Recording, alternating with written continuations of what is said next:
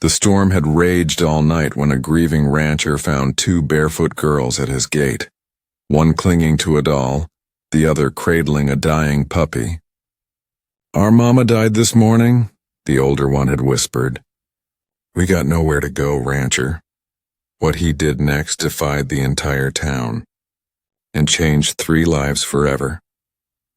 Before we dive in, tell us in comments, where are you watching from? The snow hadn't stopped for 2 days when Eli McGraw saw them, 2 barefoot girls standing at the edge of his property near the broken gate, one clutching a ragged doll, the other holding a limp white puppy, their faces pale with cold and grief, their eyes too hollow for their age. And when the older girl whispered through blue lips, "Our mama died this morning. We got nowhere to go, rancher," something in Eli's chest broke clean open like a frozen fence post under weight. He stepped down from his horse, the same one he'd ridden through 6 winters and a war-torn marriage, and dropped to one knee not out of pity but recognition, because the look in the girl's eyes was the same one his daughter had when cancer took her mother.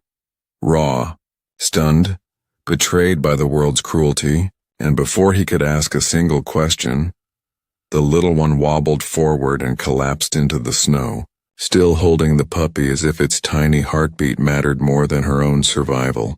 Without thinking, Eli lifted her into his arms, barked for his dog Toby to lead, and told the older girl to follow him, not to worry about anything else now, not the storm, not her mother's body, not where they'd sleep, because they were under his roof now. And even if the world didn't care about orphans or widowers or forgotten corners of Wyoming, he damn well did.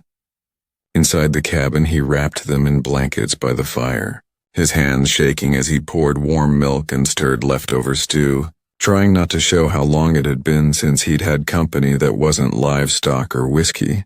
And as the girls thawed, the older one, Emma, finally spoke, how their mother had been sick for weeks, how their uncle promised to come but never did, how the townsfolk wouldn't take them because the debt their father left behind made them bad luck, and how the last thing their mama said before she closed her eyes forever was, "Find someone kind. Find someone who remembers how to pray."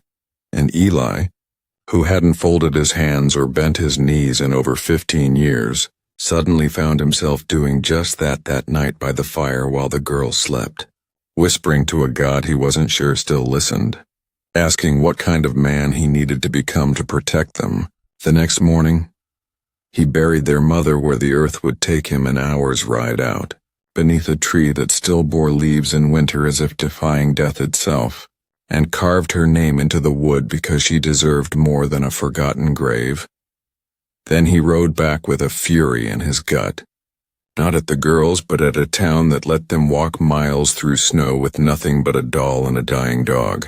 And when he strode into the sheriff's office, hat dripping, eyes blazing, and slammed his fist on the desk demanding to know why no one helped, the sheriff just muttered something about not our concern, until Eli leaned close and said, "They're mine now."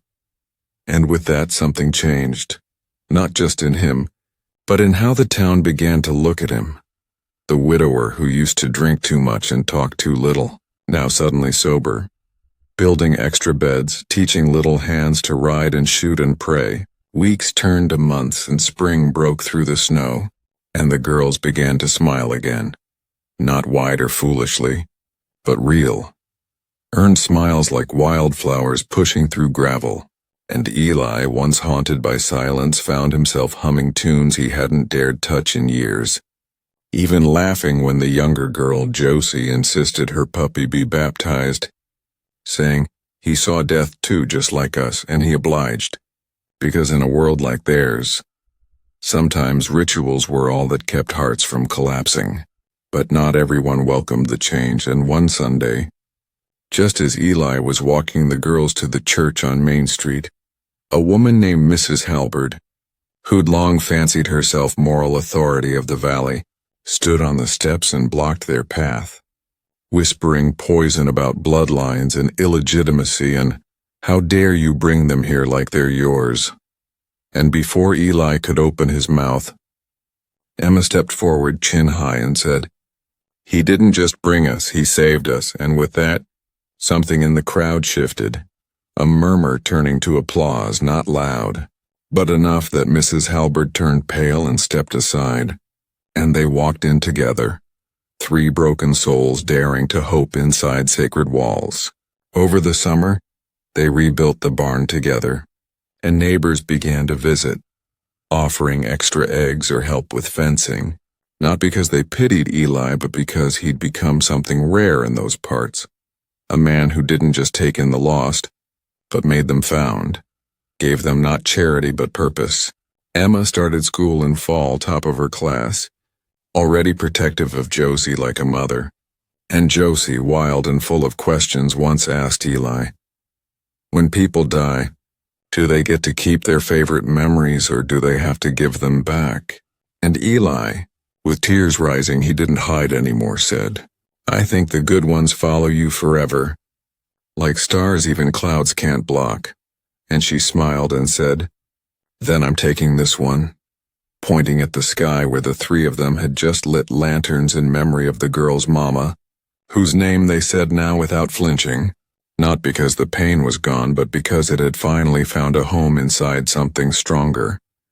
Love, fierce and chosen. But the final test came when the girl's uncle, freshly released from county jail, rode into town with greed in his eyes and legal papers in his hand, claiming guardianship and threatening to take them away, waving threats and law books and bribes, until Eli walked straight into the courthouse, face calm but voice like thunder, and stood before the judge with photographs, school records, witness letters, and most powerful of all, the tear-choked testimony of Emma herself, who told the court, "We were already buried when our mama died, but Mr. Eli dug us out." And the judge, old and tired and moved in a way he hadn't been in years, struck the gavel and said, "You're home now, girls, and he's your father," and just like that, a family formed not by blood but by fire and frost and faith. And on Christmas morning that year, under a tree, Emma helped decorate with carved wooden angels. Eli opened a box wrapped in brown paper, and inside was a hand-drawn portrait, him holding the girl's hands, with the words written in Josie's crooked handwriting, "We found someone kind." And for the first time in decades, Eli McGraw cried not from grief but gratitude, the kind that roots itself so deep it outlives every storm.